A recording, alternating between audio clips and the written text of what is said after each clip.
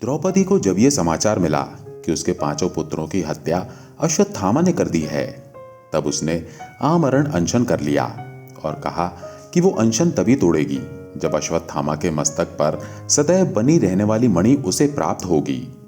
अर्जुन अश्वत्थामा को पकड़ने के लिए निकल पड़े। अश्वत्थामा तथा अर्जुन के मध्य भीषण युद्ध छिड़ गया।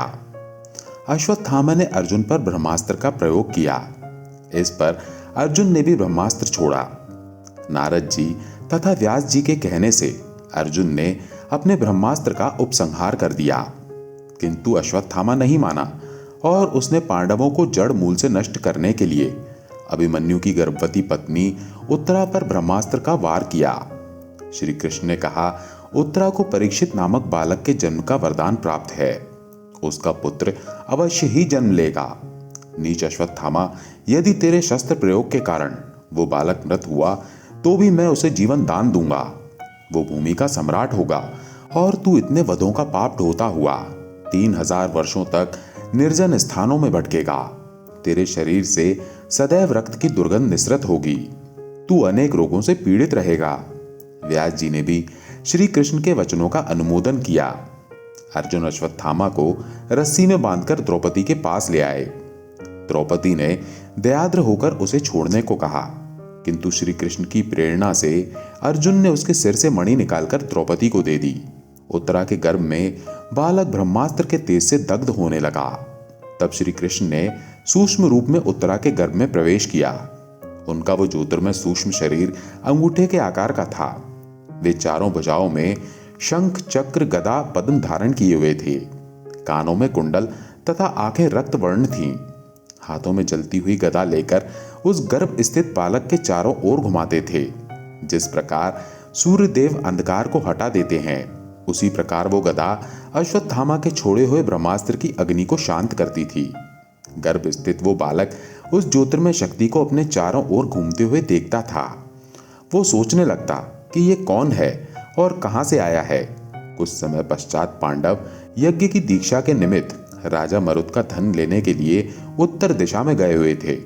उसी बीच उनकी अनुपस्थिति में तथा श्री कृष्ण की उपस्थिति में 10 मास पश्चात उस बालक का जन्म हुआ, परंतु बालक गर्भ से बाहर निकलते ही मृत हो गया।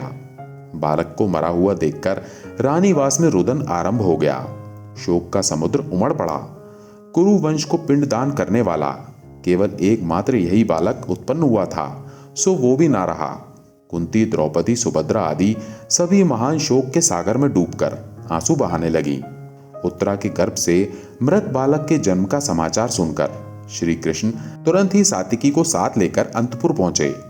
वहां रानीवास में करुण क्रंदन को सुनकर उनका हृदय भर आया।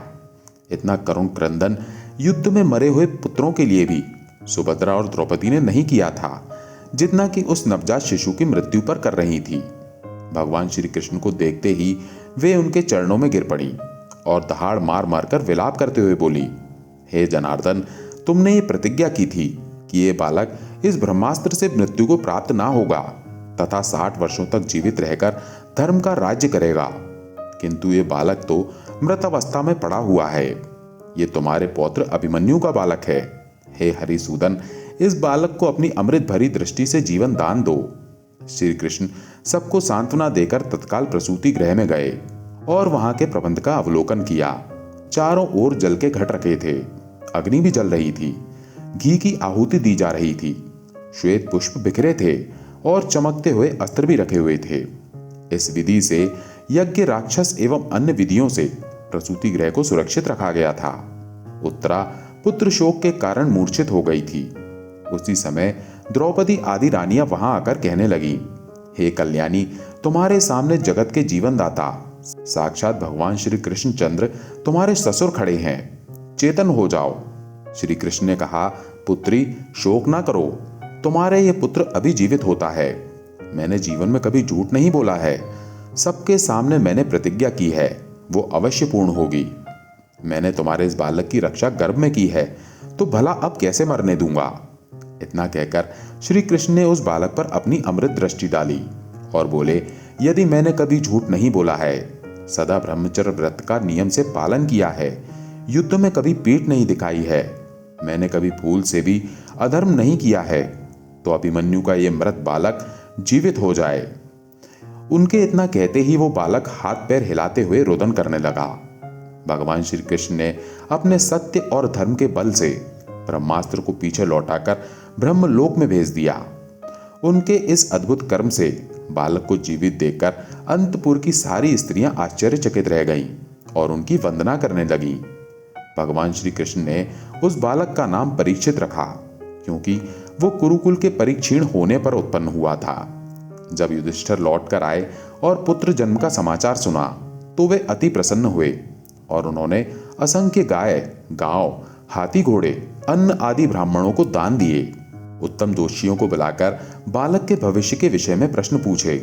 जोशियों ने बताया कि वो बालक अति प्रतापी, यशस्वी तथा इक्ष्वाकु समान प्रजापालक, दानी, धर्मी, पराक्रमी और भगवान श्री कृष्ण का भक्त होगा। एक ऋषि के शाप से तक्षक द्वारा मृत्यु से पहले संसार की मोह माया को त्याग गंगा के घाट पर श्री सुखदेव जी से आत्मज्ञान प्राप्त करेगा। धर्मराज युधिष्ठिर जोशियों के द्वारा बताए गए भविष्य फल को सुनकर प्रसन्न हुए और उन्हें यथोचित दक्षिणा देकर विदा किया। वो बालक शुक्ल पक्ष के चंद्रमा के समान दिन प्रतिदिन बढ़ने लगा। धर्मराज युधिष्ठिर ने राजा मारुत का गढ़ा हुआ धन लाकर अश्वमेध यज्ञ किया। श्री कृष्ण की देखरेख में यज्ञ निर्विघ्न संपन्न हो गया। सभी कार्य पूर्ण हो जाने पर श्री कृष्ण भी द्वारका लौट गए। एक बार जब राजा परीक्षित को यह मालूम हुआ कि अगले 7 दिन के बाद उनकी मृत्यु तक्षक नाग के डसने से होगी, तब परीक्षित ने इन 7 दिनों में सुखदेव जी से श्रीमद् भागवत कथा सुनी थी। 7वें दिन तक्षक सांप के डसने पर परीक्षित की मृत्यु हुई। राजा परीक्षित के बाद उनका पुत्र जन्मेजय राजा बना।